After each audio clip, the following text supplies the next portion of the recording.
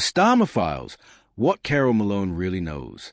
Good evening, and welcome back to UK Connors, where we dig beneath the Westminster veneer to uncover the truths they'd rather keep buried. I'm your host, and tonight we're diving into something rather extraordinary that unfolded on GB News this week. Something that has left political circles buzzing and, frankly, more than a few people in Number 10 rather uncomfortable. You see, when Carole Malone stepped into that studio on Thursday, she wasn't just there for another routine political spat. No, what we witnessed was something far more significant. Something that suggests she knows considerably more about our Prime Minister than she's letting on. The way she spoke about Keir Starmer, the conviction in her voice, the certainty of her accusations, it wasn't mere political commentary. It was the confidence of someone who's privy to information that goes far beyond what's in the public domain. Let me set the scene for you. There was Carole, facing off against Jonathan Lees on Britain's Newsroom, with Andrew Pearce and Miriam Cates looking on. The topic was ostensibly about the European Court of Human Rights and Nigel Farage's promise to withdraw from it should reform UK win the next election. But what emerged was far more revealing than a standard policy debate.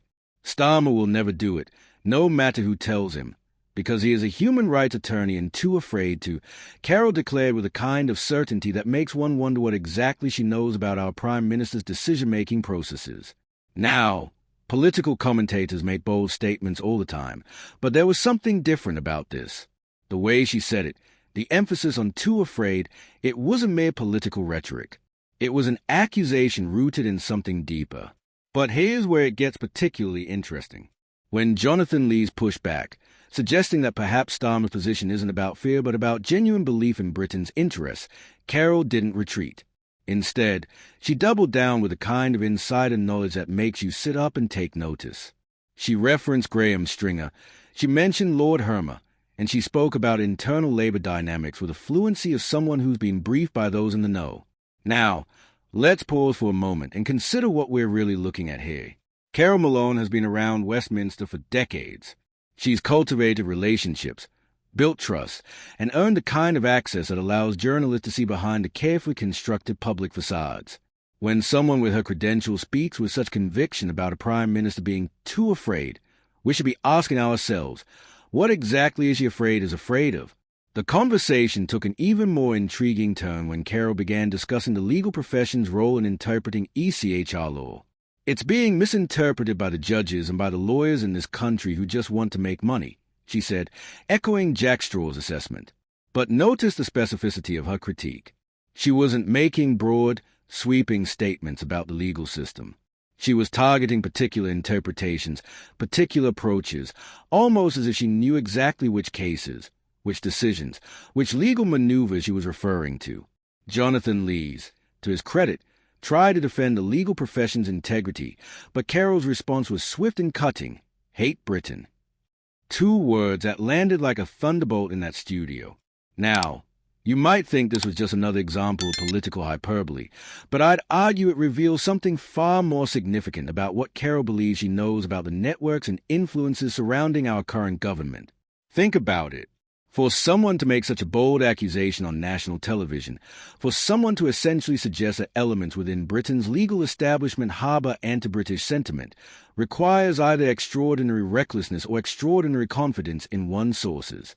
Given Carole Malone's track record and professional reputation, recklessness seems unlikely. What's particularly fascinating is how this entire exchange fits into a broader pattern of criticism that's been emerging around Starmer's leadership. We've seen whispers in the corridors of Westminster, coded language in political columns, and now this remarkably direct confrontation on live television. It's as if Carole is testing the waters, seeing how far she can push, gauging the reaction to increasingly bold statements about the Prime Minister's character and motivations. The timing of this confrontation is also worth examining. Coming just days after Nigel Farage's ECHR announcement, it suggests a coordinated effort to highlight what critics see as fundamental weaknesses in Starmer's approach to sovereignty and immigration. But Carole's contribution wasn't just about policy differences. Her focus on Starmer being too afraid suggests she believes there are personal, perhaps even compromising factors influencing his decision-making. Consider the broader context of what we know about Starmer's background. His work as a human rights lawyer, his connections to various international legal networks, his approach to European cooperation. All of this forms a picture that his critics argue makes him unsuitable for the kind of decisive leadership Britain needs in these challenging times. But Carole's critique went beyond professional background. She was talking about character, about courage, about the fundamental qualities required for leadership. The exchange with Jonathan Lees also revealed something crucial about the current political dynamic. When Lees defended Starmer by suggesting that his position might reflect genuine belief rather than fear, Carole's dismissal was immediate and absolute. She wasn't entertaining alternative interpretations. She was operating from a position of certainty that suggests access to information that supports her characterization of the Prime Minister as fundamentally compromised by fear.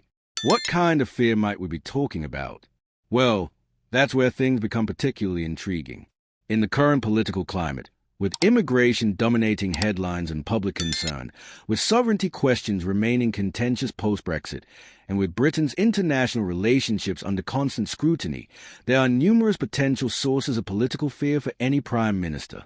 But Carole's specific focus on Starmer's background as a human rights lawyer suggests something more targeted.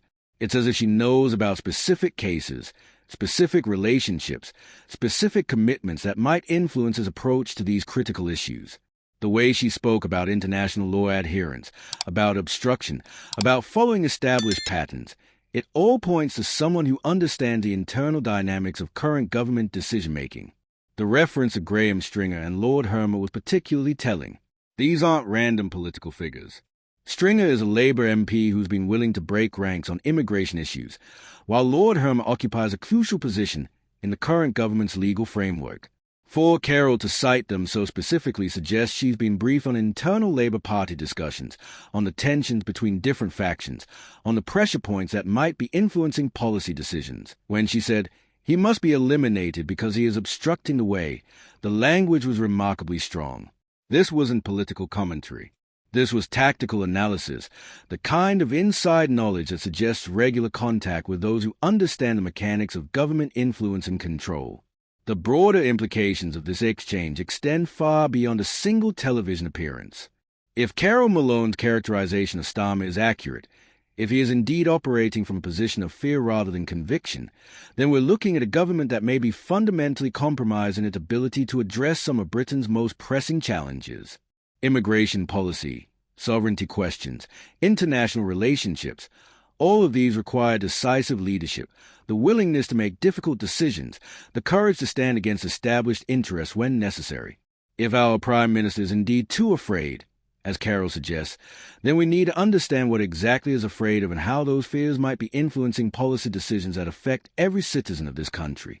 The public response to illegal immigration, which Carole referenced in her closing comments, adds another layer to this analysis. The taxpayers of this nation are paying for unlawful immigrants, not them, and they are sick of it, she declared. They are extremely tired of the back teeth of it. That's why they are out on the streets demonstrating. This wasn't just political rhetoric. This was someone who understands a growing disconnect between government policy and public sentiment, someone who sees the potential consequences of continued inaction on these critical issues. The reference to street demonstrations suggests she's tracking public mood with a kind of precision that comes from extensive grassroots contact and feedback. What we witnessed on GB News this week wasn't just another political debate. It was a window into the kind of insider knowledge and analysis that rarely makes it into mainstream political discourse. Carole Malone's performance suggested someone operating with information that goes far beyond what's available in public briefings and official statements. The question now is whether this was simply an isolated moment of particularly direct political commentary, or whether it signals the beginning of a broader effort to expose what critics see as fundamental weaknesses in the current government's approach to critical national issues.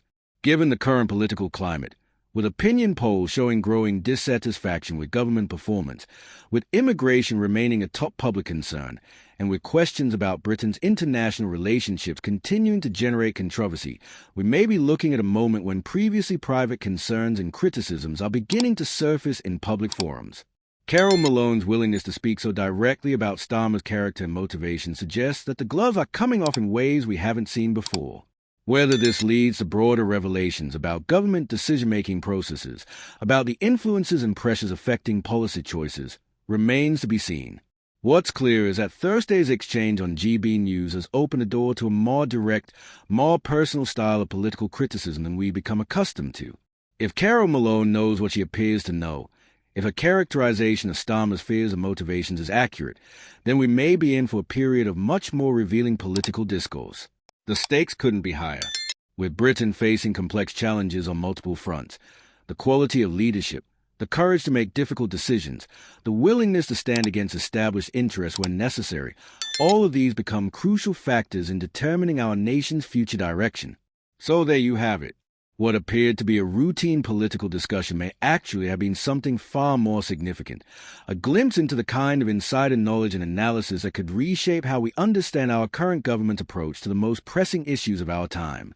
Whether Carole Malone's revelations lead to broader discussions about leadership, fear, and decision-making in contemporary British politics remains to be seen. But one thing is certain. The conversation has begun, and it promises to be far more revealing than anything we've seen in recent memory. That's all for tonight's deep dive into the corridors of power. If you found this analysis compelling, make sure to subscribe and hit that notification bell. Because trust me, if this week's revelations are any indication, we're just getting started.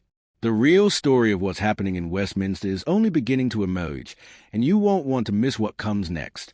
Until next time, keep questioning, keep digging, and remember, the truth is always more interesting than the official version.